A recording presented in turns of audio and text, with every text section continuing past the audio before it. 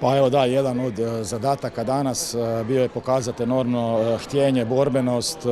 Htjeli smo pokazati se tu u jednom tom novom ruhu što smo u napadačkom dijelu uspjeli, u obrambenom dijelu nismo, mada ne mogu zamjeriti, igrači su se borili, dali su sve od sebe, vidjeli sam rezultat govori da jedan trener koji malo razumije kako se dolazi do pravog rezultata ne može biti sretan s pobjedom od 34-31, ali evo poslali smo mislim dobru poruku, mislim da su gledatelji mogli ipak uživati u našoj igri i evo, znali smo da će nam Slovenci razgoliti sve mane, imamo sad puno toga za analizirati do sljedećih okupljanja i dok evo ta obrana bude granitna, kad ta obrana bude prava, gusta, kako smo željeli danas vidjeti, mislim da ćemo biti jako, jako tvrd orah svima. Pa nije, odličan je protivnik.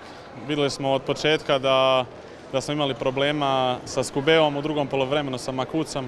Mislim da nam tu fali malo gustoća, agresivnost, više da pomognemo i Pešiću i Filipoviću u golu, pa će nam biti malo lakše, ali mislim da smo u napadu onda sve popravili kako smo trebali i ono što je izbornik tražio smo dobro odradili i zasluženo pobijedili na kraju.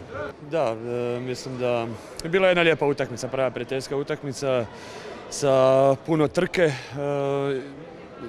Doduše primili smo u prvom poluvremenu 16 golova, što je za našu obranu i za nekakav, kako mi gledamo na našu obranu, previše, ali drugo poluvreme bilo puno bolje. Međutim, to su prijateljske utakmice. Mislim da je najbitnije da smo odigrali dobru utakmicu, da smo zdravi i da je ovo jedna dobra provjera bila pred ono što nas čeka.